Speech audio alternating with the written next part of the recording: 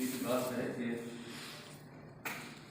हम इस किताब जिसको हम बाइबल कहते हैं इस पर विश्वास करते हैं और इसकी बातों पर विश्वास करते हैं कि जो कुछ ही लिखा हुआ है ये विश्वास करते हैं कि ये परमेश्वर का वचन है, यानी इसके अंदर जो बातें लिखी हुई हैं वो परमेश्वर की प्रेरणा से लिखी हुई हैं।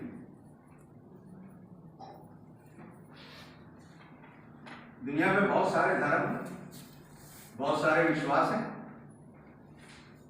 उनकी अपनी अपनी किताबें हैं, लेकिन कहीं पर भी किसी भी किताब में, किसी भी धार्मिक शिक्षा में यह नहीं बताया गया और इस बात पर प्रकाश नहीं डाला गया जैसे कि बाइबल हमको बताती है बड़ी सफाई से कि इंसान क्या है, वो कहां से आया इस जमीन के ऊपर, उसका कर्तव्य क्या है इस जमीन के ऊपर। इंसान यहां से जब जाता है तो वो कहां चला जाता है? क्या उसके पास कोई आशा है इस जीवन के अंदर कि जब मैं यहां से जाऊंगा तो मैं जानता हूं मैं कहां जाऊंगा, कहां रहूंगा, मेरा क्या होगा? कहीं भी जो धार्मिक शिक्षाएं हैं, धार्मिक बातें हैं या और सब कुछ है वो अच्छे लोग हो सकते हैं, उनके चाल चलन भी अच्छे हो सकते हैं, लेकिन बात यह है कि जो उनके विश्वास हैं, जो वो मानते हैं, वो सब मनुष्यों की शिक्षाएं हैं और उनके पास वास्तव में कोई आशा नहीं है। और यही एक खास बात है कि हम जो बाइबल में विश्वास करते हैं, हम इस जीवन में आशा के साथ रहते हैं, हमारे पास एक उम्मीद है और वो उम्मीद जो हमारी है वो इस जमीन तक ही नहीं है, लेकिन इस दुनिया के बाद भी हमारी एक उम्मीद है। और देखिए इसीलिए हम अपने मसीही जीवन को इस पृथ्वी के ऊपर व्यतीत करते हैं, हम आराधना करते हैं, इस पुस्तक में लिखी हुई बातों को मानते हैं, क्योंकि ये किताब हमको बताती है, सिर्फ ये किताब बताती है कि एक खुदा है, एक परमेश्वर है जिसने शुरुआत में, आदि में तमाम चीजों को, तमाम दुनिया को बनाया, तमाम कायनात को बनाया।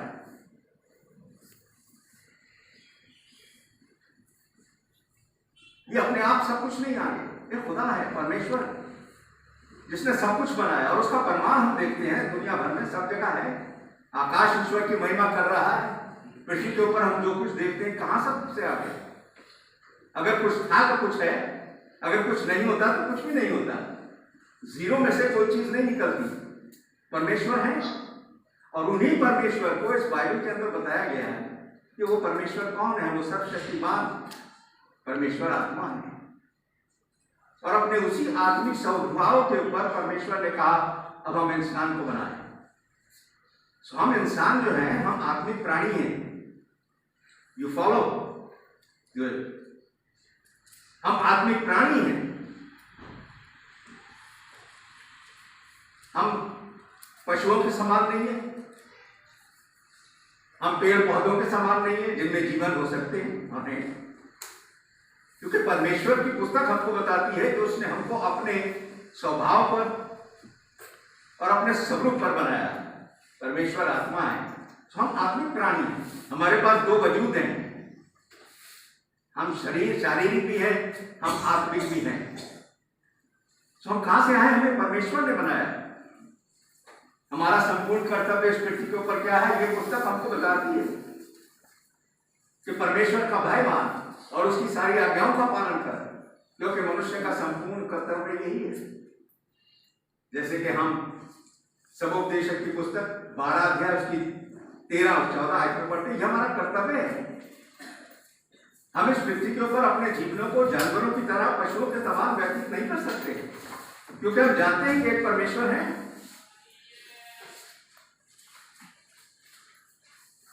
और वो चाहते हैं कि हम उनका भय माने,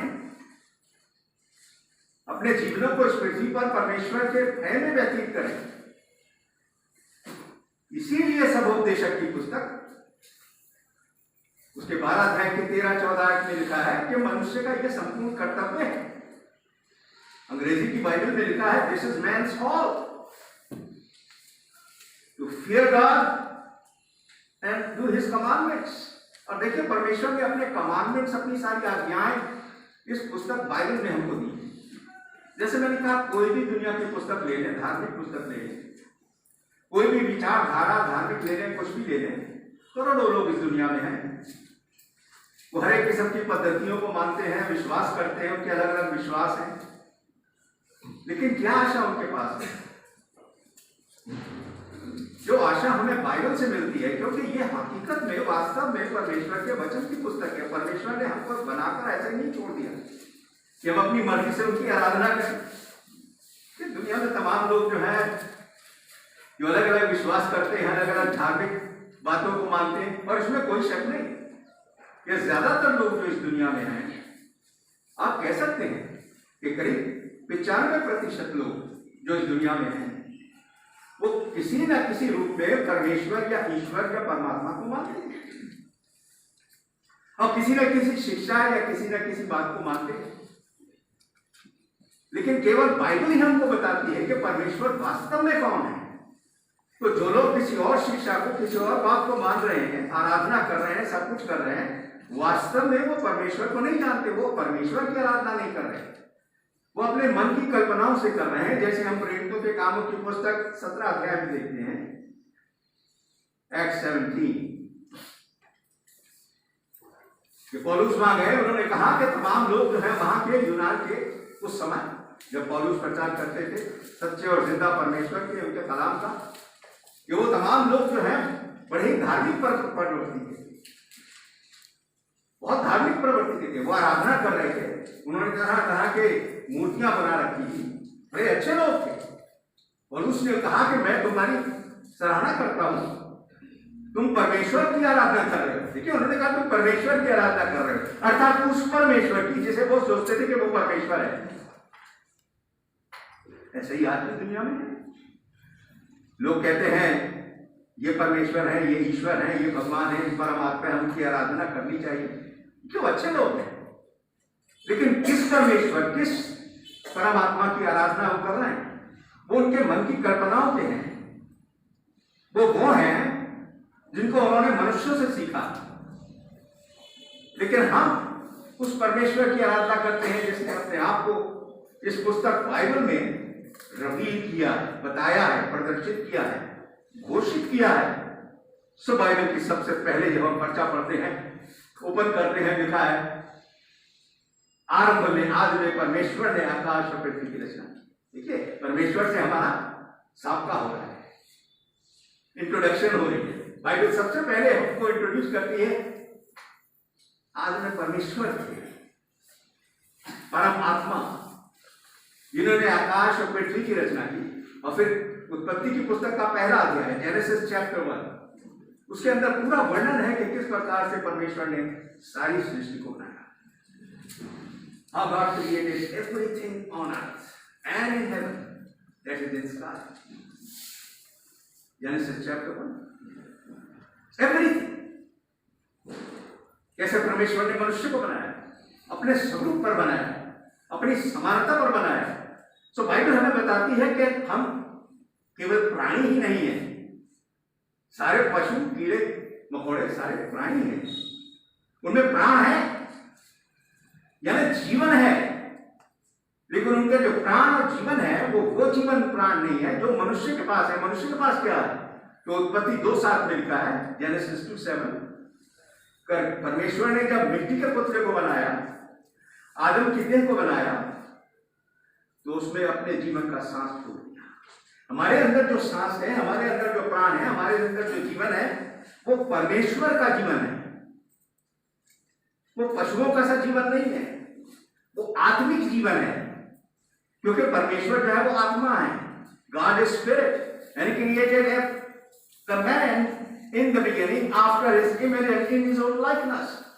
So man is a spiritual being. We have been created by God, by his hands. And he breathes into his nostrils in Adam, in the first man, his own breath. So you see, we are living because God created us in his own image and likeness. हम आज हैं, हम कहां से आए? हमें परमेश्वर ने बनाया। देखिए, ये शिक्षाएं जो है केवल बाइबल से मिलती है। इसीलिए बहुत जरूरी है कि हमारा ये एतकाद, ये ईमान होना चाहिए कि बाइबल जो है ये परमेश्वर का वचन है। ये वो किताब नहीं है जिसे हम अपने घरों में तख्ते पे रख दें या इसकी पूजा करें, इसके सामने मोमबत्ती जलाएं। ये इसलिए परमेश्वर ने नहीं दी है।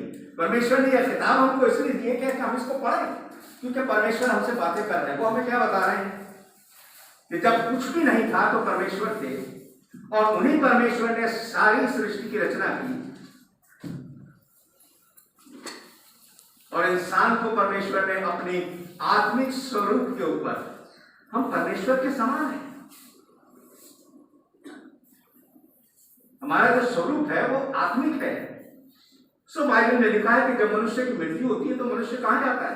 संसार के कोई भी धर्म, कोई भी शिक्षाएं इस बात पर प्रकाश डाली नहीं सकती। उनके अन्य अन्य विचार हैं और वो सोचते हैं कि ऐसा होता है या वैसा होता है, लेकिन केवल बाइबल बताती है कि जब मनुष्य यहां से जाता है तो वो कहां जाता है? देह जो मिट्टी से बनाई गई वो मिट्टी मिट्टी में मिल जाएगी। समुपदेशक की पुस्तक उसके 12 अध्याय की 7वीं आयत, एक्लेसियास्टिस चैप्टर 12 वर्स नंबर 7।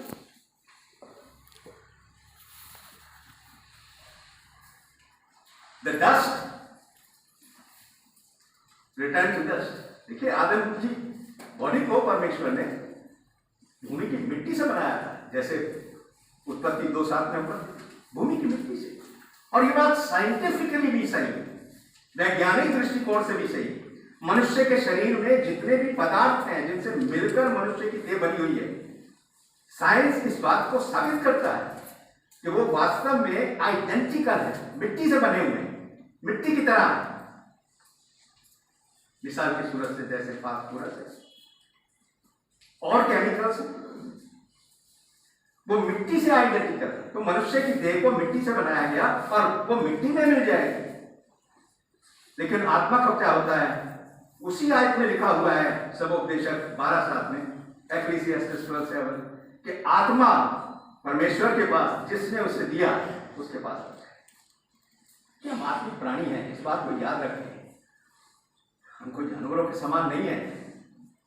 हम एक सच्चे और जिंदा खुदा की आराधना करते हैं और बाइबल में लिखा है कि हमारा कर्तव्य है, एक्लेसियास्टिस 12:7 में, 12:13-14 में, कि ये हमारा कर्तव्य है, हमारी ड्यूटी है। इस दुनिया में रहते हुए, इस धरती पर चलते फिरते हुए, सांस लेते हुए, ये हमारा कर्तव्य है। और बाइबल में लिखा है कर्तव्य नहीं, संपूर्ण कर्तव्य है। इस बात को ना भूलें, ये हमारा संपूर्ण कर्तव्य है। This is our whole duty on this earth, to fear God and keep his commandments. परमेश्वर का डर अपने मनों में रखें। एक परमेश्वर है, कभी ये ना भूले। वो देखते हैं, वो जानते हैं, वो समझते हैं, वो सच्चे और जिंदा परमेश्वर है। उनको हमारी हर एक बात की सब कुछ पता है, उनकी दृष्टि से कुछ छुपा नहीं है। और हम जो बाइबल के पैगाम के मुताबिक अपने जीवनों को परमेश्वर की के खौफ के अंदर उनकी आज्ञाओं को मानकर व्यतीत करके अपने जीवनों को व्यतीत करके यहां से जाएंगे, हम जानते हैं कि हम कहां जाएंगे। हम परमेश्वर के पास जाएंगे, सभी परमेश्वर के पास जाएंगे। लेकिन परमेश्वर ने 2 स्थान, 2 जगह तमाम लोगों के लिए नियुक्त किए हैं। एक वो जगह है जिसके लिए प्रभु यीशु मसीह ने कहा कि वहां वो अनंत दंड भोगेंगे। क्यों? इसलिए नहीं कि परमेश्वर उनसे प्रेम नहीं करते, लेकिन इसलिए क्योंकि उन्होंने परमेश्वर को जानते हुए भी, जैसे रोमियो के पहले अध्याय में लिखा, परमेश्वर को जानते हुए भी उन्होंने अपने जीवनों को ऐसा व्यतीत नहीं किया कि वो परमेश्वर की बात को सुने। अपने लिए तमाम किस्म के ईश्वर और देवी देवता और भगवान और सब कुछ बना लिया और उनकी पूजा की। परमेश्वर के रूप को बदल डाला। रोमियो पहला अध्याय उसके 18 से शुरू करके आप पढ़ेंगे, यही पौलुस कह रहे हैं। जानते हुए भी एक परमेश्वर है, इंसान के मनों के अंदर इस बात का आभास है कि एक परमात्मा है, ये हमारा कर्तव्य है कि हम उनको ढूंढे। किसने बना दिया चांद सितारे और सूरज को? किसने बना दिया तमाम किस्म के भांति भांति प्राणियों को इस पृथ्वी के ऊपर, पेड़ पौधों को? कोई है, वो कौन है? आज में परमेश्वर ने, in the beginning God created. So सबसे पहली बात जो बाइबल हमको बताती है, देखिए यही पुस्तक है और कोई पुस्तक, धार्मिक पुस्तक इस दुनिया में नहीं है, जो हमको वास्तव में सच्चे और जिंदा परमेश्वर के बारे में बताए। केवल ये पुस्तक बताती है कि आज में जब कुछ नहीं था तो परमेश्वर थे। When there was nothing, there was a God, and that God is spirit। और वो परमेश्वर आत्मा है और उन्हीं परमेश्वर ने आज में created all things। उन्हीं परमेश्वर ने तमाम सब कुछ बनाया, मनुष्य को बनाया अपने आत्मिक स्वभाव के ऊपर, और मनुष्य को ये बाइबल दी और बताया कि हमारा कर्तव्य इस पृथ्वी पर क्या है, परमेश्वर का भय माने। याद रखिए, हम परमेश्वर को देखते नहीं, हम अपनी आत्मा को देखते हैं क्या? नहीं देखते ना। लेकिन क्या हमारे पास आत्मा है? हम अपनी आत्मा को नहीं देख सकते, ऐसे ही हम परमेश्वर को नहीं देख सकते साक्षात। We don't see our own soul, but we have soul. We have the spirit, we don't see it. So God is spirit, we don't see him with their naked eyes, but there is a God. Otherwise, how everything came into existence? सब कुछ जो हम देखते हैं वो सब कहां से आ गया? कंप्यूटर का कोई बनाने वाला है, इस माइक्रोफोन का कोई बनाने वाला है, हर एक चीज का कोई ना कोई बनाने वाला है। कोई भी चीज अपने आप नहीं आई, और ये जिसको सबने बनाया वो खुदा है, वो परमेश्वर है। उसी की आराधना हम करते हैं और उन्होंने अपने आप को विदित किया है केवल इसी पुस्तक के, और कोई दुनिया में कोई पुस्तक नहीं है। इसीलिए हमारा ये संपूर्ण विश्वास है कि ये बाइबल, ये पुस्तक जो है, बाइबल का मतलब है एक किताब बस। ये किताब परमेश्वर के वचन की किताब है, जिसके अंदर परमेश्वर का वचन, परमेश्वर ने जिन लोगों को उभारा, प्रेरणा दी, जैसे कि दूसरा तिमोथी 3:16-17 में, पहला पत्रस उसके 1:10-11-12 में हम पढ़ते हैं कि परमेश्वर ने लोगों को प्रेरणा दी, और उन प्रेरणा दिए हुए लोगों के द्वारा उनसे वो लिखवाया जिसको वो भी नहीं जानते थे, लेकिन उन्होंने लिखा। और हमारा ये विश्वास है कि ये परमेश्वर की प्रेरणा से लिखा गया। सो परमेश्वर हमको बताते हैं कि हम कहां से आए, हमें परमेश्वर ने बनाया। हमारा संपूर्ण कर्तव्य क्या है? परमेश्वर का खौफ, उनका डर अपने मनों में रखें। हम यहां से कहां जाएंगे? हम परमेश्वर के पास जाएंगे। और देखिए सबोपदेशक उसके 12 अध्याय की 5वीं आयत, Ecclesiastes chapter 12 verse number 5, वहां लिखा है कि मनुष्य यहां से जाता है तो वो कहां जाता है? वो अपने अनंत घर को जाता है। Everlasting home, we go to a everlasting home from where nobody returns, जहां से कभी कोई वापस नहीं आया और कभी वापस नहीं आए। वो एवरलास्टिंग, हमारा एक एवरलास्टिंग है। देखिए बाइबल बड़ी सफाई से आपको बताती है, ना सिर्फ ये बताती है कि हमारी आत्मा का क्या होगा, हमारी आत्मा जो है वो परमेश्वर के पास चली जाती है। जैसे अभी हमने देखा 12:7 में Ecclesiastes सबोपदेशक के मिट्टी तो मिट्टी में मिल जाती है, शरीर तो मिट्टी में मिल जाता है, लेकिन आत्मा जिसको परमेश्वर ने दिया वो परमेश्वर के पास चली जाती है। आत्मा कहां चली जाती है? अनंत घर में रहने के लिए। लेकिन शरीर कहां है? शरीर को जला दिया गया या शरीर को दफन कर दिया गया। यीशु मसीह को भी दफन किया गया, लेकिन वो तीसरे दिन जी उठे। और बाइबल ये सिखाती है कि जब यीशु मसीह जी उठे, ऐसे ही हम भी परमेश्वर की सामर्थ्य से एक दिन जी उठेंगे। तो पिछली बार मैंने आपको बताया था, पहला कोरिन्थियों 15 अध्याय, उसको निकालें आप, जिससे हमने इस बात को देखा था। पहला कोरिन्थियों 15 अध्याय, 1 Corinthians chapter 15, the whole chapter is actually the resurrection chapter. It teaches about resurrection.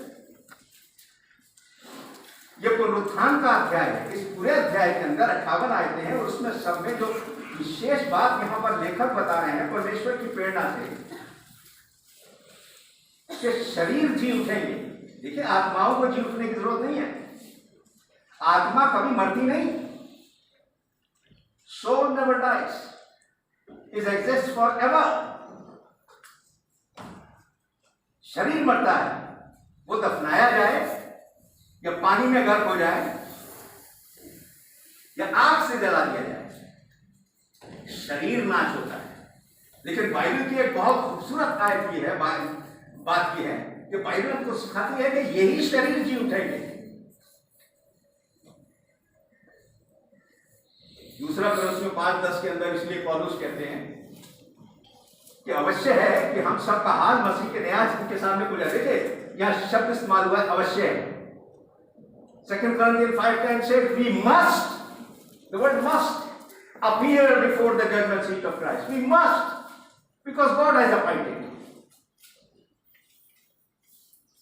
और फिर आगे क्या लिखा है कि उन सब कामों का लेखा दे जो हमने शरीर के द्वारा किए।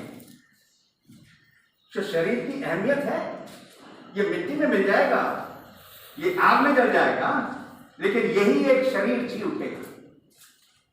और इसका प्रमाण क्या है, सबूत क्या है, प्रूफ क्या है कि यीशु मसीह जी उठे। वो भी तो इंसानों की तरह इस दुनिया में रहे, 3 दिन कब्र के अंदर रहे, उसके बाद वो जी उठे। किसने जिलाया? परमेश्वर ने जिलाया, अपनी सामर्थ्य से जिलाया। God raised Jesus Christ. He was a human being just like us. He died and was buried, but third day he was resurrected. Who raised him? God. And the similar way, he will raise us all on the day when Christ comes. Remember John chapter 5 verse number 28 and 29. यूहन्ना 5:28-29 को याद रखें। यीशु मसीह ने कहा था वो घड़ी आती है, the hour is coming, the moment is coming, Jesus said, John 5:28-29, when all who are dead, they will hear his voice and will come out. They that have done evil for the resurrection of punishment. Those who have done good for the resurrection of eternal life. जिन्होंने बुराई की है वो बुराई के पुनरुत्थान के लिए, जिनके सब जी उठेंगे। बाइबल ये कहती है कि सब जी उठेंगे, ये नहीं कि सिर्फ मसीही लोग जी उठेंगे, सब जी उठेंगे। यूहन्ना 5:28-29 में लिखा है कि जिन्होंने बुराई की है वो बुराई के पुनरुत्थान के लिए जी उठेंगे, जिन्होंने भलाई की है वो भलाई के पुनरुत्थान के लिए जी उठेंगे। इसका मतलब क्या है? जिन्होंने अपने जीवनों को परमेश्वर के खौफ में रहकर इस पृथ्वी पर व्यतीत किया, उनकी आज्ञाओं का पालन किया, वो हमेशा की जिंदगी पाने के लिए जी उठेंगे। इसीलिए तो यीशु ने कहा मत्ती 25 अध्याय उसकी 46 आयत, Matthew 25:46, he said all people will stand before me on the day when I come. सब लोग मेरे सम्मुख खड़े होंगे जब मैं आऊंगा। क्यों? क्योंकि सब जी उठेंगे,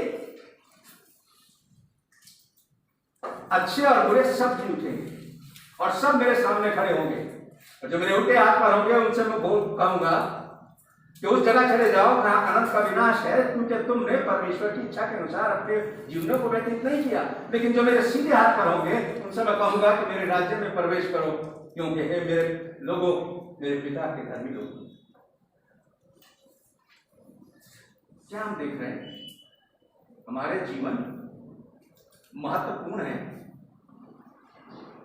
हमारा वजूद, हमारी पर्सनैलिटी, हमारा व्यक्तित्व महत्वपूर्ण है, शारीरिक भी और आत्मिक भी। हमारी आत्मा परमेश्वर के पास चली जाएगी जहां से कभी कोई वापस नहीं आता। No one returns from there, because the Bible says man goes to his eternal home.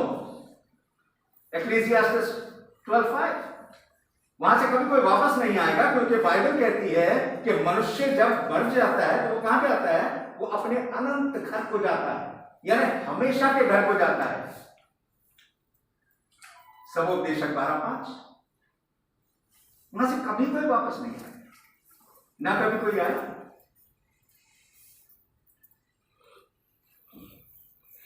क्या शिक्षा दे रही है बाइबल कि हमारा जो जीवन है इस पृथ्वी के ऊपर बड़ा महत्वपूर्ण है। हम कितने भी साल, कितने भी बरस इस पृथ्वी पर हों, लेकिन याद रखें कि हमारा एक मुकाम है, एक डेस्टिनेशन है। हम एक जगह जा रहे हैं यहाँ से कभी वापस नहीं आएंगे। वो खुदा ने बनाया है, परमेश्वर ने नियुक्त किया है, जिसने इंसान को बनाया।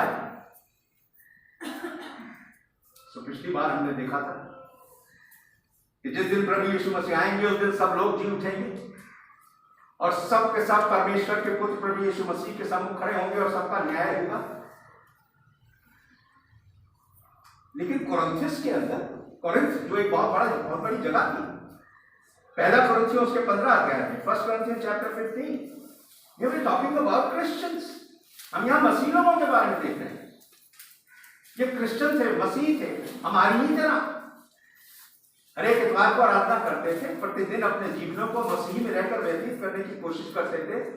सब कुछ ठीक था, लेकिन उनके अंदर ही कुछ ऐसे क्रिश्चियंस, कुछ ऐसे मसीह लोग थे जो कह रहे थे कि पुनरुत्थान तो है नहीं। देखा था ना हमने ये बात, मसीह लोग कह रहे थे कि पुनरुत्थान नहीं है, जी उठना है ही, देयर इज नो रेजरेक्शन। और अगर रेजरेक्शन नहीं है तब तो इसका मतलब यह होगा कि कोई रिस्पॉन्सिबिलिटी नहीं, कोई जिम्मेदारी नहीं। जैसे पशु मर जाता है, उसके बाद वो मिट जाता है, बात करते हैं, कोई जरूरत ही नहीं है मसीही जीवन व्यतीत करने की, आराधना करने की, परमेश्वर से डरने की, क्योंकि परमेश्वर तो है ही। इसका मतलब तो ये हो गया हमारी कोई जिम्मेदारी नहीं है। We have no responsibility. After we die, like an animal dies, it goes out of existence forever and ever, so we go. That's not the case.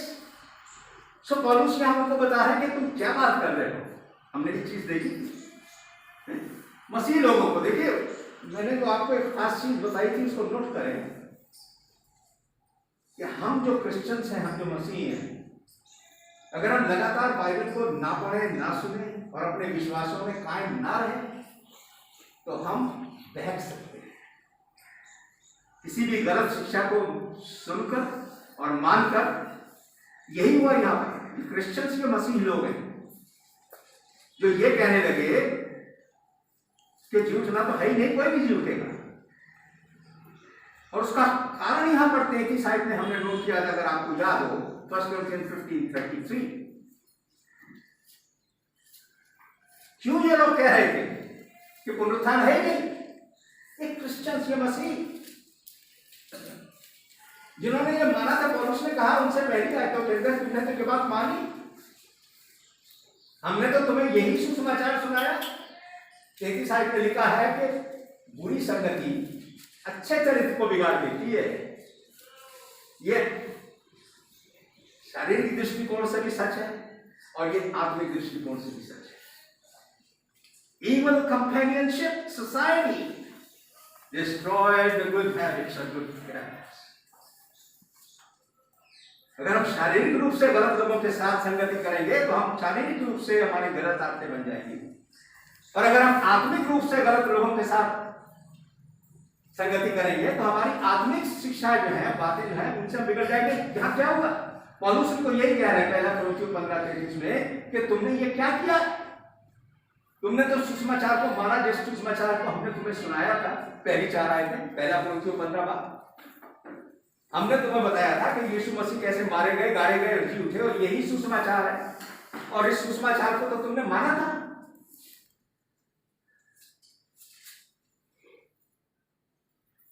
लेकिन अब क्या हो गया? तुम भी कह रहे हो कि पुनरुत्थान है ही नहीं,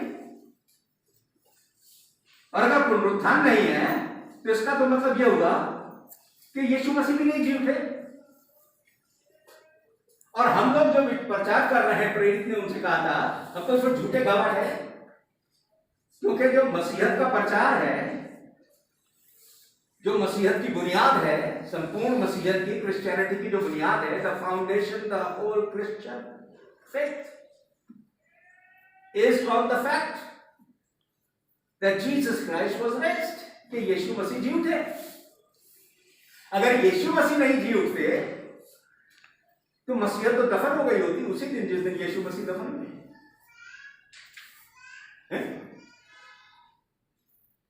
कोई कलीसिया नहीं बनती, कोई मसीहत नहीं होती। ये नाम भुला दिया गया होता उसी उसी सेंचुरी में, पहली शताब्दी में बोल रही, एक पाखंडी आया, एक ऐसा शख्स आया जो कहता था मैं बड़े बड़े मिरेकल्स करता हूं, बड़े बड़े आश्चर्य के काम करता हूं। लोगों को उसने बहकाया, बहुत लोग उसके पीछे हो लिए, और उसने कहा कि मैं तीसरे दिन जी उठूंगा। लेकिन उसकी तो कब्र यहीं पर है, उसकी तो बॉडी, उसके तो देह जो है उसकी कब्र के अंदर है। उसने लोगों को धोखा दिया। आज कोई मसीहत नाम की चीज नहीं होगी। मसीहत उसी दिन मर गई, खत्म हो गई, उसकी फाउंडेशन भी नहीं पड़ती। तो पौलुस यहां क्या कह रहे हैं 15 अध्याय के अंदर, कि तुम हमको झूठा ठहरा रहे हो। हम जिन्होंने अपने घर बार छोड़ दिए, अपने परिवार छोड़ दिए, इतने दुखों का सामना किया प्रेरितों ने, जिनके बारे में हम नए नियम में पढ़ते हैं, इसलिए सिर्फ इस बात के लिए कि हमने इस बात का प्रचार किया और आज भी करते हैं कि यीशु मसीह मारा गया, गाड़ा गया और तीसरे दिन जी उठा। पहला कुरिन्थियों 15 अध्याय की पहली 4 आयत। वो कहते हैं कि अगर पुनरुत्थान नहीं किया, मसीह नहीं जी उठा, तो मसीह नहीं जी उठा, तो हम तो मसीह के झूठे गवाह ठहरे।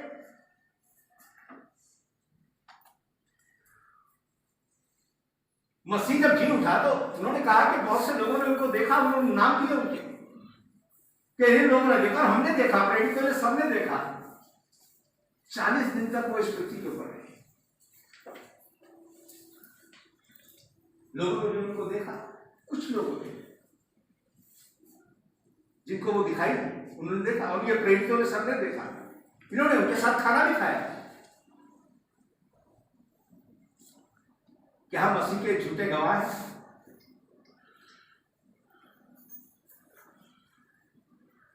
किस लिए वो इस बात को कह रहे थे कि मसीह नहीं जी उठा? इसलिए क्योंकि कुछ लोगों ने उनके विश्वास को बहका दिया। और इसी बात को हमने जोर दिया था इस बात से कि हमें अपने विश्वासों की रखवाली करनी चाहिए। बहुत से लोग आज ऐसे हैं जो अपने आप को क्रिश्चियन और मसीह कहते हैं, प्रचारक भी हैं, जो कहते हैं जैसे बपतिस्मा लेना जो है वो जरूरी नहीं है मुक्ति और उद्धार पाने के लिए। आज बहुत से लोग हैं जो ये अच्छे अपने आप को कहते हैं बड़े अच्छे मसीही हैं, क्रिश्चियन हैं, लेकिन वो इस बात पर विश्वास नहीं करते कि बपतिस्मा लेना जरूरी है उद्धार पाने के लिए, मुक्ति पाने के लिए। क्यों? क्योंकि उन्होंने ऐसे लोगों की शिक्षाओं को सुना, और ऐसे ही लोग आज भी हैं। और बहुत से क्रिश्चियन, बहुत से मसीह की कलीसिया के सदस्य कई जगह दुनिया भर के अंदर बहक भी जाते हैं। वो भी ये मानने लगते, कहने लगते हैं हाँ बपतिस्मे से तो कोई नहीं, हमारा उद्धार करता तो यीशु मसीह है, वो हमारे लिए क्रूस पर चढ़ाया गया, हम उसमें विश्वास करें। क्योंकि यूहन्ना 3:16 में लिखा है कि जो उस पर विश्वास लाएगा वो हमेशा की जिंदगी पाएगा, बपतिस्मा लेने की कोई जरूरत नहीं है। लेकिन उसी मसीह ने सिखाया कि जो विश्वास करेगा, बपतिस्मा लेगा, उसी का उद्धार होगा। He who believes and is baptized shall be saved. So very nice. बहुत से लोग कहते हैं कि कलीसिया कहीं भी आराधना करो, कोई भी कलीसिया हो, सब कलीसिया एक सी, चर्च का कोई महत्व नहीं है। लेकिन बाइबल हमको क्या सिखाती है कि कलीसिया केवल एक है, चर्च केवल एक है, और वो मसीह ने जिसको बनाया वही सच्ची कलीसिया है। बाकी सब इंसानों ने बनाए, दुनिया में इधर उधर बनाए, उनका सबकी हिस्ट्री है, उनका सबका इतिहास है। हम जानते हैं कि कौन सी कलीसिया कहाँ शुरू हुई, लेकिन मसीह ने अपनी कलीसिया को कहाँ बनाया? यरूशलेम में बनाया। कब बनाया? सन 33 के अंदर बनाया, और वो अपनी कलीसिया का सिर है।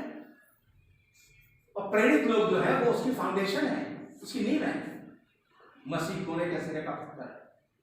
बाइबल में सफाई से बताती है। तो बहुत सी बातें हैं ऐसी जो कई बार हम क्रिश्चियंस, हम मसीही लोग, अगर हम अपने विश्वास की रखवाली ना करें, if we do not protect our faith that comes by hearing or reading the word of God, अगर हम अपने विश्वास की रखवाली ना करें, उस विश्वास की जो बाइबल के वचनों को पढ़कर सीखते हैं हम, तो क्या हम बहक सकते हैं? ये लोग बहक गए। पौलुस ने कहा कि तुमने उस सुसमाचार को माना, और वो सुसमाचार ही यही है कि यीशु मसीह मारे गए, गाड़े गए और जी उठे। अगर जी नहीं उठते तब तो क्रिश्चियनिटी नहीं होती, मसीहत नहीं होती। अगर जी नहीं उठते तो हम तो मसीह के झूठे के गवाह ठहरते। हम जो प्रचार करते हैं, हमारे प्रीचिंग का फोकस ही यही है कि यीशु मसीह जी उठे, और ऐसे ही हम लोग भी एक दिन जी उठेंगे। और अगर मसीह नहीं जी उठा तब तो हम भी नहीं जी उठेंगे, फिर हमारे पास आशा क्या है? सो पौलुस यहाँ पर कहते हैं 15 अध्याय में हमने देखा था कि हम तो बेकार में फिर मसीह में अपने जीवन को व्यतीत कर रहे हैं। और जो सो गए, जो मर गए, जो क्रिश्चियन थे, जो मसीह थे, वो सो गए, वो मर गए, इस दुनिया से चले गए, तो वो किस आशा के साथ गए? वो तो हमेशा के लिए मर गए। Those who slept in Christ, they went forever. If there is no resurrection, they are gone. No hope. So इस बात को हम याद रखें कि हमारे जीवन जो है वो परमेश्वर ने दिए हैं, और परमेश्वर ने हमको बताया है कि यही जीवन नहीं है, लेकिन इस जीवन के बाद भी जीवन है जो हमेशा का जीवन है। और उसको प्रोटेक्ट करने के लिए, उसको हासिल करने के लिए, उसे प्राप्त करने के लिए हमें अपने जीवनों को इस पृथ्वी के ऊपर इस तरीके से व्यतीत करना है ताकि हमारा अनंत घर जो है, हमारा हमेशा का घर जो है, जहां हम हमेशा जाकर रहेंगे, खुदा के पास, वो परमेश्वर के पास, जिसको बाइबल में स्वर्ग कहा गया है, जहां परमेश्वर है। और जो लोग वहां नहीं जाएंगे परमेश्वर के पास, वो कहां जाएंगे? वो उस जगह जाकर रहेंगे जहां परमेश्वर नहीं, और उसी जगह को बाइबल में नरक कहा गया, जहां परमेश्वर नहीं। वो हमेशा का धन है, हमेशा का दाग पूछना, हमेशा का अंधकार है। तो ये पुस्तक जिसको हम बाइबल कहते हैं, परमेश्वर के वचन की पुस्तक, इसमें वो बातें लिखी हुई हैं जिनको परमेश्वर ने विदित किया है और हमें बताया कि हम कौन है, कहां से आए, हमारा कर्तव्य क्या है, और हम कहां जा रहे हैं, और कहां जाकर हमेशा के लिए रहेंगे।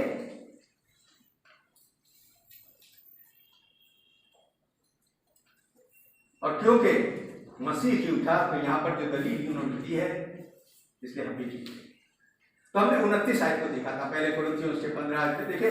पौलुस ने यहाँ पर कई प्रूफ दिए। एक तो प्रूफ ये दिया कि मसीह जी उठे, इसीलिए तो हम उनका प्रचार कर रहे हैं, और वो जी उठे इसीलिए बहुत से लोगों ने उनको देखा, हमने भी अपनी आंखों से देखा।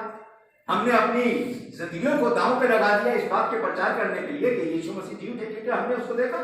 और अगर वो नहीं जी उठे जैसे तुम कह रहे हो, तो इसका मतलब ये हो गया कि तुम्हारा विश्वास भी व्यर्थ हुआ। तुमने जो मसीह पे विश्वास किया और बपतिस्मा लिया, उसकी आज्ञा को मानकर, वो भी व्यर्थ हो गया। क्यों? बपतिस्मे से क्या होता है कि यीशु मसीह ने जैसे सिखाया कि बपतिस्मा लेना उद्धार पाने, मुक्ति पाने के लिए आवश्यक है। क्यों? क्योंकि जब इंसान बपतिस्मा लेता है तो क्या होता है?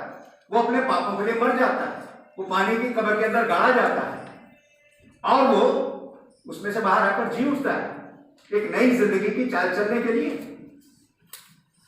तो वो कहते हैं 29 आयत के अंदर कि वो लोग जो मरे हुए के लिए बपतिस्मा लेते हैं, जैसे हम सब ने अपने मरे हुए व्यक्तित्व के लिए, जिसको हम पानी में गाड़ देते हैं, हम सब ने जिन्होंने बपतिस्मा लिया, हमने अपना मन फिरा लिया हर एक पाप से, हर एक बुराई से, हम मर गए पृथ्वी के इस जीवन के लिए, और उस मरी हुई इंसानियत को पानी की कब्र के अंदर गाड़ा गया। जो खास बात तो यही है कि तुमने बपतिस्मा क्यों लिया था। तो लोग मरे हुए के लिए बपतिस्मा क्यों लेते हैं? हमने क्यों अपने मरे हुए व्यक्तित्व के लिए बपतिस्मा लिया? यही तो प्रकट करता है कि यीशु मसीह मारे गए, गाड़े गए और जी उठे। अब तुमने जब बपतिस्मा लिया, तुम मारे गए, गाड़े गए, जी उठे। तो रोमियो 6 अध्याय 3, 4, 5 आयत के अंदर पौलुस ने वहां पर लिखकर कहा था मसीह लोगों को कि क्या तुम नहीं जानते कि हम जिन्होंने मसीह में बपतिस्मा लिया तो उसकी मृत्यु का बपतिस्मा लिया। बपतिस्मा लेने का मतलब क्या है?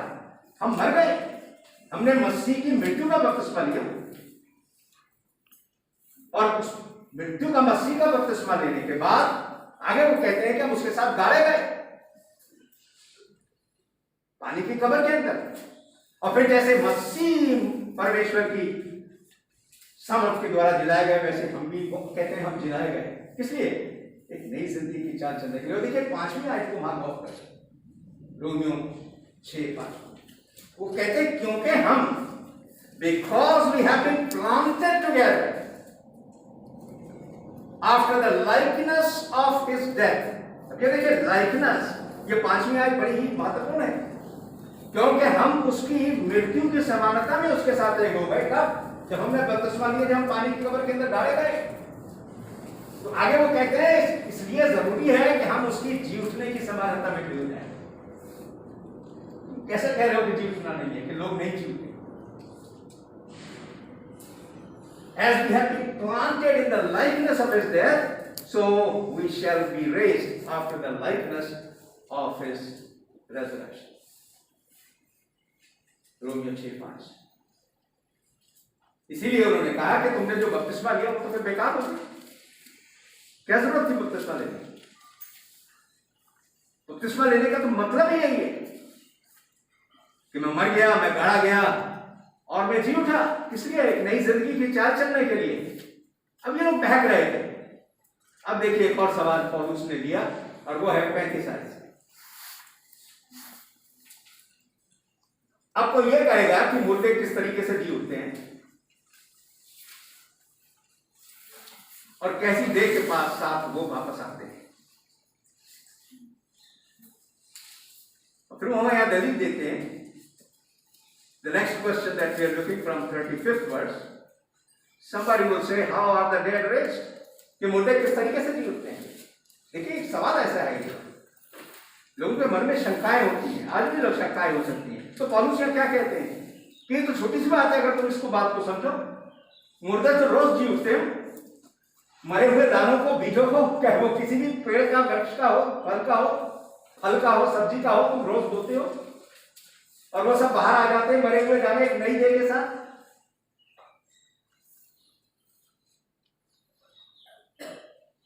You're sowing millions and billions of seeds every day all over the world in the earth, and they all come out with a new body. Who gives them this body? उनको ये नई देह कौन देता है? तो आपको ये कहेगा कि मुर्दे किस तरीके से जी उठते हैं? 35 आयत। Now somebody will say, how are the dead raised? Paul is saying, you see that every day, you observe it every day. You are sowing dead seeds of all kinds of fruits and vegetables and flowers, and they all come out after a while with a new body. Who gives them the new body? Those very dead seeds, वही मरे हुए दाने एक नई देह के साथ बाहर आ जाते हैं। कोई दुनिया में ऐसी शक्ति नहीं है कि उनको एक नई देह दे दे, और सबको, वो कहते हैं सबको उनकी अपनी देह। Every seed has its own body. अब बैंगन अगर बोते हैं, बैंगन के बीज तो बैंगन ही उत्पन्न होंगे, भिंडी बोएंगे तो भिंडी ही उत्पन्न होगी, आम बोएंगे तो आम ही उत्पन्न होंगे। ये कौन देता है उनको ये बॉडी? देखिए दलील देखिए, प्रूफ देखिए पौलुस जो उनको दे रहे हैं। वो कह रहे हैं कि रेजरेक्शन तो है नहीं, तुम तो रोजाना देखते हो कि रेजरेक्शन है। You observe that there is a resurrection every day. Who gives the new body and a particular body to particular seed? It's God. दुनिया की कोई ऐसी शक्ति नहीं है, there is no power on earth that can do that. So you see, small things teaches us that there is a God, and that God is all powerful, almighty. ये छोटी सी चीज हमको बताती है कि एक परमेश्वर है, और वो परमेश्वर जो है वो सर्वशक्तिमान है। पौलुस कह रहे हैं कि जैसे परमेश्वर उन मरे हुए दानों को एक नई देह दे देता है और उनकी अपनी देह, ऐसे ही मुर्दों का जी उठना भी है। वो आगे कहते हैं शरीर जो है नाशमान दशा में बोया जाता है। जब इंसान मर जाता है, उसकी बॉडी के अंदर, उसकी देह में कोई जीवन नहीं होता, वो नाशमान दशा में बोया जाता है। लेकिन वो कहते हैं अविनाश दशा में जी उठता है। जब आप मरे हुए दाने को, बीज को बोते हैं तो उसके अंदर कोई लाइफ नहीं होती, there is no life in a seed. लेकिन वही बीज जो है एक लहराती हुई फसल के मुताबिक, और फिर उसमें फूल लगते हैं, फल, वही बीज।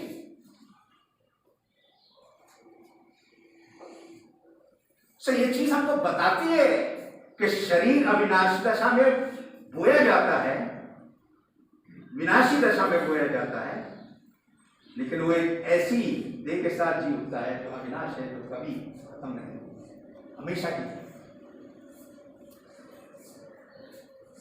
पहला कुरिन्थियों 15 अध्याय उसकी 35 आयत। कोई पढ़े इसको, जरा पढ़ के दिखाएं अगर आप पढ़ सकते हैं तो। इसकी 35 आयत से 40 आयत तक पढ़िए जरा जोर से। अब कोई ये कहेगा, मुर्दे किस रीति से जी उठते हैं और कैसी देह के साथ आते हैं। हे निर्बुद्धि, जो कुछ तू बोता है, जब तक वह ना मरे जिलाया नहीं जाता। और जो तू बोता है, यह वह देह नहीं जो उत्पन्न होने वाली है, परंतु निरा दाना है, चाहे गेहूं का चाहे किसी और अनाज का। परंतु परमेश्वर अपनी इच्छा के अनुसार उसको दे देता है, और हर एक बीज को उसकी विशेष देह है।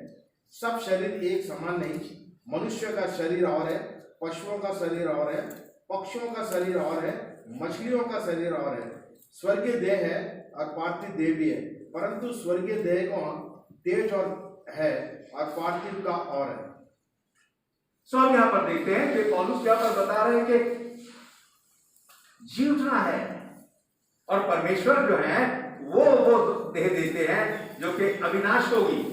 जैसे नाशवान दशा के अंदर एक बीज बोया जाता है, ऐसे ही नाशवान दशा के अंदर मनुष्य को कब्र के अंदर रखा जाता है या उसको जला दिया जाए, जो भी हो, उसका अस्तित्व शारीरिक खत्म हो जाता है। लेकिन उसी को जो गाड़ दिया गया जमीन के अंदर, वही बीज जो है नई देह के साथ बाहर आ जाता है, फलवंत हो जाता है। ये कौन करता है? ये परमेश्वर देता है। स्वाभाविक देवी है, सो आत्मिक देवी है। पहले स्वाभाविक है, वो आगे कहते हैं कि उसके बाद आत्मिक है। आत्मिक कब है? जब वो जी उठता है। और फिर वो आदम की यहां पर मिसाल देते हैं 45 आयत के अंदर। आदम जीवित प्राणी बना, और अंतिम आदम जीवनदायक आत्मक बना, अर्थात प्रभु यीशु मसीह। वो हमेशा की जिंदगी हमें देने के लिए आया। अगर यीशु मसीह ना आते, ना मारे गए होते हमारे गुनाहों के लिए, ना गाड़े गए होते, ना जी उठते, तो हमारे पास नए जीवन की कोई आशा नहीं होती, आत्मिक जीवन की जी उठने की कोई आशा नहीं। यीशु मसीह जी उठे, और उसी बात के ऊपर हमारा जो आश्वासन है, हमारी जो आस्था है, जो विश्वास है, वो इसी बात पे कि यीशु मसीह जी उठे। और इस बात को कोई भुला नहीं सकता। हमने देखा था पिछली बार, अगर यीशु मसीह नहीं जी उठे होते तो उनकी कब्र खाली क्यों थी? उनके हाथ में, उनके पास उनकी कब्र थी, जिस पर रोमन सिपाहियों के 60 सिपाही बैठे हुए थे, और उस कब्र के मुंह के ऊपर एक बहुत बड़ा पत्थर लगाया हुआ था, क्योंकि यीशु ने कहा था कि तीसरे दिन जी उठूंगा। तो वो तमाम यहूदी फरीसी जो यीशु के दुश्मन थे और रोमी लोग उस कब्र की रखवाली कर रहे थे कि हम उसको झूठा साबित कर दें। लेकिन तीसरे दिन वो कब्र खाली पाई।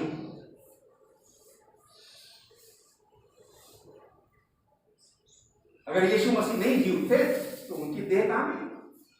कोई चुरा के नहीं ले जा सकता था। वहां सब पर सिपाही, यीशु मसीह मारे गए थे, इस बात की ताकीद हो चुकी थी। जिन सिपाहियों ने उनकी पसली में भाला मारा था, उन्होंने इसलिए मारा था कि वो मर चुका है। उन्होंने कहा ये मर चुका है, इसकी टांगें तोड़ने की कोई जरूरत नहीं। No need to break his legs because he is already dead. And then they thrust the spear in his side to make it sure that he is actually dead before he is put in a tomb. वो revive थोड़ी हो सकते थे कब्र के अंदर, जी थोड़ी सकते थे, बेहोश थोड़ी होकर वो होश में आ सकते थे, और वो भी 3 दिन के अंदर। कि बुनियाद मसीहत की जो है वो यही चीज है। हमारे पास एक ऐसा उद्धार करता है, एक ऐसा नजात दहिंदा है, मुक्तिदाता है जो जिंदा है, जिसके अंदर हमारा विश्वास है। वो जी उठा, और इस बात को ताकीद और प्रूफ करने के लिए वो 40 दिन तक इस पृथ्वी पर रहा। उन चेलों ने जिन्होंने उनकी मनादी की, उन्होंने उनको अपनी आंखों से देखा, उनके साथ खाना खाया, उनके साथ बातें की। They all saw him. All those who preached about him being dead and resurrected. With our own eyes we have seen him. We ate with him. So उन्होंने इस बात की मनादी की सब जगह। हम एक ऐसे उद्धार करता, एक ऐसे मसीह के अंदर विश्वास करते हैं जो मारा गया, गड़ा गया और जी उठा, जिसने हमको ये एक आश्वासन दिया कि जैसे वो जी उठा ऐसे हम भी जी उठेंगे। वो क्यों जी उठा? स्वर्ग में जाने के लिए। और मसीही लोग जब जी उठेंगे, किस लिए जी उठेंगे? स्वर्ग में जाने के लिए। लेकिन इस चीज को ताकीद हमने करना कि हम उन शिक्षाओं में बने रहें जो परमेश्वर हमसे चाहते हैं। यही तो हमने देखा कि जिस परमेश्वर ने इंसान को बनाया, उन्होंने इंसान को कहा कि मनुष्य का संपूर्ण कर्तव्य इस पृथ्वी के ऊपर यह है, हम अपने कर्तव्य को ना भूलें, कि परमेश्वर से डरें और उनकी हर एक आज्ञा का पालन। ये हमारे जीवन का संपूर्ण कर्तव्य। The whole duty of man, fear God and do all what He has said.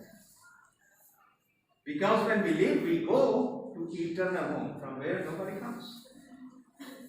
The body goes to grave, but the soul goes to the appointed place in the hands of God. और एक दिन परमेश्वर ने नियुक्त किया है, जैसे यीशु ने कहा यूहन्ना 5:28-29 में कि सब उसकी आवाज सुनेंगे और जीवेंगे। जिन्होंने बुराई की है बुराई के पुनरुत्थान के लिए, जिन्होंने भलाई की है भलाई के पुनरुत्थान के लिए। कैसे जी उठेंगे? ये तो हम प्रतिदिन देखते हैं। परमेश्वर जो मेरे दानों को, बीजों को जो मरे हुए हैं नई देह देता है और सबको उनकी अपनी देह देता है, वैसे ही वो हमें भी वो दही देगा, वो देह देगा जो स्वर्गीय देह होगी। प्रभु यीशु मसीह जी उठे तो वो कैसी देह के साथ जी उठे? उनकी देह कैसी थी? सवाल उठता है, उस बात को भी देखते हुए। थोमा जो उनका एक शागिर्द था, उसने अविश्वास किया। यीशु ने कहा कि तू आ, अपनी उंगलियों को मेरे अस्थि पंजरों में डाल, मेरे घाव में डाल, तू देखेगा मैं वही जो क्रूस पर चढ़ाया गया था। मैं असली यीशु मसीह, नकली नहीं हूं। वो 40 दिन तक इस पृथ्वी पर रहे, उन्होंने खाना भी खाया। लेकिन जब हम जी उठेंगे तो पौलुस क्या कह रहे हैं? अविनाशी दशा में, अनकरप्टेड, इनकरप्टेबल। और ये कैसे होगा? आगे हम पढ़ते हैं कि ये पलक झपकते हो जाएगा। पौलुस क्या कह रहे हैं? वो ही देह जो बोई जाती है, वो ही देह जी उठती है। अगर आप पपीते का बोझ यहां बोएंगे तो पेड़ वहां नहीं निकलेगा, और क्या निकलेगा? पपीते का ही निकलेगा। वही देह जी उठेगी, वही देह जी उठेगी। लेकिन क्या? पलक झपकते ही वो बदल जाएंगे। प्रभु यीशु मसीह पलक झपकते नहीं बदले। क्यों? क्योंकि उनको 40 दिन तक इस पृथ्वी के ऊपर रहना था, ये दिखाने के लिए, साबित करने के लिए, प्रूफ करने के लिए, प्रमाणित करने के लिए कि वो वास्तव में जी उठे हैं। अगर वो उसी वक्त जी उठ के स्वर्ग में चले गए होते तो कौन उनका गवाह होता है? पौलुस कह रहे हैं हम प्रेरित लोग, हम तो उनके जी उठने के गवाह हैं। We are witnesses. देखिए वो विटनेस थे, वो गवाह थे। उन्होंने अपनी आंखों से देखा था कि वो जी उठे, और 40 दिनों तक देखा, और आखिर में वो उस पहाड़ पर गए जहां से यीशु मसीह स्वर्ग पर उठा लिए गए। उन्होंने देखा कि वही यीशु जो उनके साथ था वो उठा लिया गया। देखिए 50वीं आयत को देखिए आप, क्या लिखा है 50 आयत के अंदर। 50 आयत में लिखा है, भाइयों मैं तुमसे कहता हूं कि इस मांस और लहू परमेश्वर के राज्य के अधिकारी न होंगे, नहीं हो सकते, और ना नाशवान अविनाश का अधिकारी हो सकता है। सो जाहिर है जब प्रभु यीशु मसीह उठाए गए इस पृथ्वी के ऊपर से और वो स्वर्ग पे लिए गए, तो उनका रूपांतर हो गया, वो बदल गए। उनको वो देह दी गई जो हम सबको मिलेगी, मसीही लोगों को, जो अविनाश देह होगी। नाशवान दशा में बोया जाता है, अविनाश दशा में जी उठता है। तो और ये क्या होगा? ये पलक झपकते होगा। सो हम पढ़े 50 आयत से 54 आयत। कोई पढ़े इसको? पहला कुरिन्थियों 15:50 से 54, 1 Corinthians chapter 15 verses 50 to 50। हे भाइयों, मैं ये कहता हूँ कि मांस और लहू परमेश्वर के राज्य के अधिकारी नहीं हो सकते, और ना नाशवान अविनाशी का अधिकारी हो सकता है। देखो मैं तुमसे भेद की बात कहता हूँ, हम सब नहीं सोएंगे, परंतु सब बदल जाएंगे, और ये क्षण भर में पलक मारते ही अंतिम तुरी फूकते ही होगा। क्योंकि तुरी फूकी जाएगी और मुर्दे अविनाशी दशा में उठाए जाएंगे, और हम बदल जाएंगे। क्योंकि आवश्यक है कि यह नाशवान देह अविनाश को पहन ले, और ये मरणहार देह अमरता को पहन ले। और जब ये नाशवान अविनाश को पहन लेगा और ये मरणहार अमरता को पहन लेगा, तब वह वचन जो लिखा है पूरा हो जाएगा। और वो वचन यह है कि मृत्यु, जय ने मृत्यु को निगल लिया। जय ने मृत्यु को निगल लिया। मृत्यु क्यों है? शारीरिक मृत्यु भी और आत्मिक मृत्यु भी। क्यों है? पाप के कारण है। आदम ने पाप किया, हव्वा ने पाप किया, आत्मिक मृत्यु आई, परमेश्वर से अलग हो गए, और ऐसे ही शारीरिक मृत्यु भी आई। सो जैसे आदम मरा ऐसे ही आदम में समझते हैं। लेकिन क्योंकि प्रभु यीशु मसीह जी उठे, या दलील जो दी जा रही है वो ये कि ऐसे ही हम सब भी जी उठे। कौन? वो लोग जो मसीह में विश्वास करते हैं, वो लोग जो उनकी आज्ञाओं को मानते हैं, जिन्होंने यीशु मसीह में विश्वास करके अपने पापों से, तमाम गलत बातों से मन फिराकर बपतिस्मा लिया, मसीह को पहन लेने के लिए, जल में गाड़े जाकर नई जिंदगी की चाल चलने के लिए, और उसी नई जिंदगी में वो रोजाना अपनी चाल को चल रहे हैं, अपने जीवन को व्यतीत कर रहे हैं। तो हमारे पास एक बहुत बड़ी आशा है, और हमारी आशा जो है वो प्रमाणित प्रमाणों के ऊपर आधारित है। यीशु मसीह जी उठे तो हम जी उठेंगे, और इसी दलील को देने के लिए पहला कुरिन्थियों 15 अध्याय लिखा गया। ये नाशवान देह जो है अविनाश को पहन लेगी, ये मरणहार देह अमरता को पहन लेगी। ये मरणहार देह, जब हम जी उठेंगे तो कैसे जी उठेंगे? हम अविनाशी दशा के साथ जी उठेंगे। जैसे पौलुस ने यहाँ बीज का हवाला दिया कि बीज को जिस दशा में बोया जाता है वही बीज बाहर नहीं आ जाता, उसी दशा में बाहर नहीं आ जाता, उसकी सूरत बदल जाती है। और ये किस शक्ति से होता है? परमेश्वर की शक्ति से होता है। ऐसे ही हमें से है, जब हम जी उठेंगे तो हम किस लिए जी उठेंगे? इस पृथ्वी पर रहने के लिए नहीं। तो यीशु मसीह 40 दिन तक इस पृथ्वी पर रहे, लेकिन उसके बाद वो उठाए गए, वो स्वर्ग में चले गए। मांस और लहू स्वर्ग में दाखिल नहीं होगा। तो यीशु मसीह जब ऊपर उठाया गया तो मांस और लहू के साथ ऊपर नहीं उठाए गए, वो बदल गए। वो रूहानी तरीके से, आत्मिक दृष्टिकोण से, अविनाशी दृष्टिकोण से वो परमेश्वर के पास चले गए। और ऐसे ही हम जब जी उठेंगे तो हम तत्काल अविनाशी दशा में जी उठेंगे, क्योंकि ये पृथ्वी और उस पर के सब काम तो उसी क्षण जल जाएंगे। जैसा कि हम पढ़ते हैं कि जब यीशु मसीह आएंगे तो पृथ्वी और उस पर के काम सब जल जाएंगे, पृथ्वी नहीं होगी। तो हम इस पृथ्वी पर रहने के लिए नहीं जी उठेंगे, हम स्वर्ग में जाने के लिए जी उठेंगे। लेकिन यह आश्वासन किनके लिए है? यह आश्वासन उनके लिए है जो मसीह में मरते हैं। इसीलिए देखिए प्रकाशित वाक्य की पुस्तक के अंदर उसके 14 अध्याय में हम पढ़ते हैं इस चीज को। पौलुस कहते हैं, धन्य है वे जो मसीह में मरते हैं। जब इंसान यहां से जाता है, इस बात को सुनिश्चित कर ले कि मैं मसीह में, ये किसी को नहीं मालूम कि कब वो यहां से जाएगा।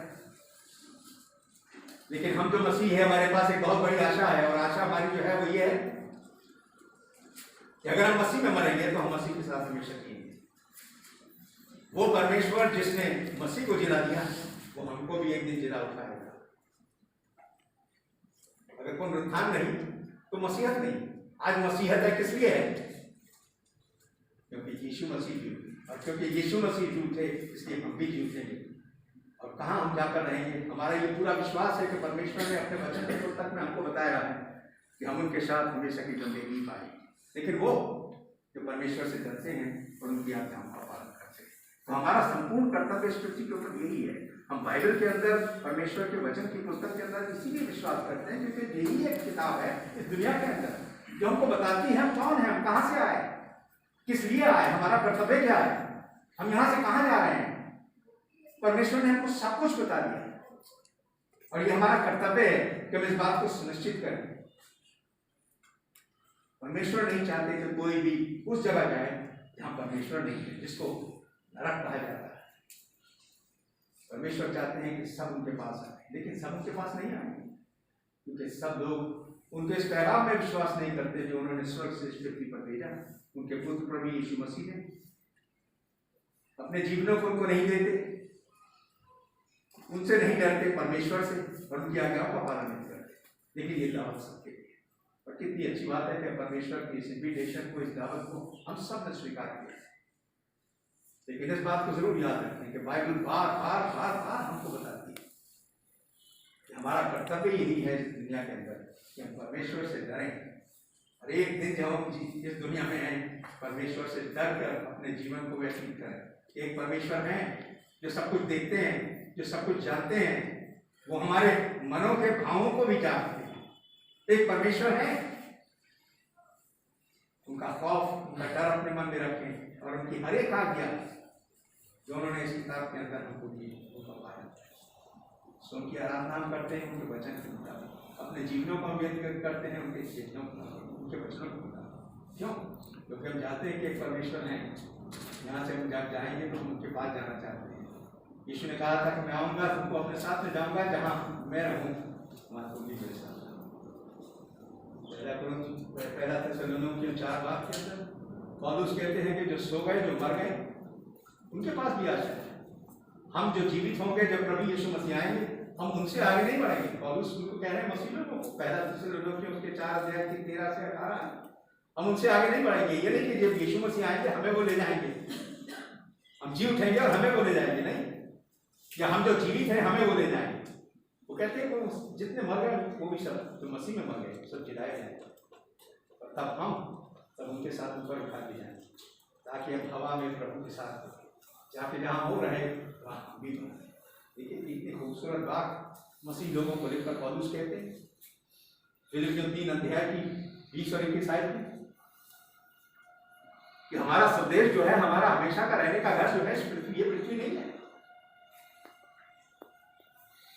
लेकिन परमेश्वर के पास स्वर्ग, हमारा स्वदेश तो स्वर्ग है, जहां से हम मसीह को एक दिन आया हुआ देखेंगे। वो हमारी दीनहीन देह को अपनी महिमान्वित देह के साथ बदल देगा, जैसी उसकी महिमान्वित देह होगी। जब यीशु मसीह उठाए गए तो उनकी देह महिमान्वित हो गई, रूहानी हो गई, और वैसी ही देह के साथ वो वापस आएंगे। अब वो रूहानी देह कैसी होगी, वो आत्मिक देह कैसे होगी, इसको हम नहीं जानते। जैसे यूहन्ना कहते हैं, पहला यूहन्ना उसके 3 अध्याय के अंदर पहली 2-3 आयतों के अंदर यूहन्ना कहते हैं कि देखो खुदा ने कैसा हमसे प्रेम किया कि हम परमेश्वर की संतान हैं। Behold how much God loves us so that we should be called the children of God. And there are some things that have not been revealed yet. कुछ ऐसी बातें हैं जो अभी हमको नहीं पता, लेकिन इतना जानते हैं यूहन्ना, वो कहते हैं कि जब वो आएगा तो हम उसके समान होंगे। इसका मतलब क्या हुआ कि हम उसके समान होंगे। वो उस देह के साथ आएंगे जो आत्मिक, रूहानी, स्पिरिचुअल बॉडी, वो देह जिसके साथ यीशु मसीह आए, उसी देह के साथ हम आएंगे। देखिए वहां पर क्या लिखा हुआ है फिलिपियों 3:20-21 में, वो कहते हैं वो हमारी दीनहीन देह, जब हमारी देह जलाई जाएगी, वही देह जो बोई गई वही जलाई जाएगी, लेकिन यीशु मसीह क्षण भर पलक झपकते, जैसे भी हमने पढ़ा, वो हमारी दीनहीन देह को अपनी महिमा की देह के अनुसार बना देंगे। तो जैसे वो स्वर्गीय है, पौलुस ने कहा, वैसे हम भी स्वर्गीय होंगे। इस पृथ्वी के ऊपर रहते हुए हम वैसे ही शारीरिक हैं जैसे आत्मिक, जैसे शारीरिक आदम था, लेकिन वो आया ताकि हमको स्वर्गीय बना दे, स्वर्ग में रहने के काबिल बना दे। तो जैसे वो आदम जो है पृथ्वी का था, हम भी पृथ्वी का रहे, लेकिन वो जो स्वर्गीय है हम उसके साथ स्वर्गीय होंगे। जब वो आएगा तो क्या होगा, वो हमारी दीनहीन देह जो जिलाए जाएंगी, यही देह जिलाई जाएंगी, इनको वो एकदम बदल देगा, पलक में क्षण भर के। और कैसे बदल देगा, वो अपनी आत्मिक देह के अनुसार, अपनी जलाली आत्मिक एवरलास्टिंग वो देह जो रूहानी होगी। जैसे मैंने कहा, यूहन्ना कहते हैं पहला यूहन्ना 3 अध्याय उसकी पहली 3 आयतों के अंदर कि हम नहीं जानते कि वो देह कैसी होगी, परमेश्वर ने ये वर्णन नहीं किया, लेकिन इतना जानते हैं कि वो रूहानी होगी, वो आत्मिक होगी, वो एवरलास्टिंग होगी, वो होगी जो स्वर्ग में रहने के काबिल। कितनी बड़ी आशा हम लोगों के पास है। हम जो मसीह हैं, हम इस दुनिया के अंदर रहते हैं आशा के साथ, और हम इस दुनिया से जाते हैं तो आशा के साथ। हमें चाहिए कि अपने विश्वासों के अंदर कायम रहें। जैसे कोरिन्थियों की कलीसिया में हमने पढ़ा, ये लोग जो थे इस आशा को इन्होंने प्राप्त किया, जानते थे, इन्होंने सुसमाचार को सुना, उसको माना। और उस कहते हैं मुझे हैरत होती है, आश्चर्य होता है कि सब कुछ मानने के बाद, सब कुछ जानने के बाद आप तुम बैठ रहे हो, क्यों? क्योंकि बुरी संगति अच्छे चरित्र को सुधारती है। गलत शिक्षाओं में ना पढ़े, गलत शिक्षाओं को ना सुने, दुनिया की बातों पर ना अमल करें, दुनिया की शिक्षाओं पर ना चले। बहुत सी चीजें और बहुत सी बातें आज हमको बताई जाती हैं, सिखाई जाती हैं, कि ऑनलाइन भी हैं, कंप्यूटर पे भी हैं, सब जगह है, किताबों में है, टेलीविजन पे भी है। हम याद रखें कि परमेश्वर ने हमको चुना है, उन्होंने हमको बताया है कि हम अपने जीवनों को उनके खौफ के अंदर रहकर व्यतीत करें, ताकि हम उस जिंदगी को प्राप्त करें, हमेशा की जिंदगी है मसीह के साथ। जैसे हम हैं वैसे हमेशा रहेंगे। और हमारा कर्तव्य है कि हम उस जगह को चुनें जो परमेश्वर करता है। हमारा आनंद कल कहाँ होगा ये हम पर डिपेंड करता है। जैसे हमने पढ़ा कि मनुष्य जब यहाँ से जाता है तो वो अपने आनंद घर को जाता है, हमेशा के घर, वहाँ से कहीं कोई वापस नहीं है। काश हमारा आनंद घर जो हो वही घर हो जो परमेश्वर ने बनाया है। तो ऐसे जीवनों को हम पृथ्वी के ऊपर व्यतीत करें, परमेश्वर का आपको प्रतिदिन परमेश्वर से डर के अपने जीवनों को व्यतीत करें, मसीह के आचरणों पर उनके चलन चाल चलन पर चलकर अपने जीवनों को व्यतीत करें और हर एक आज्ञा जो परमेश्वर ने हमको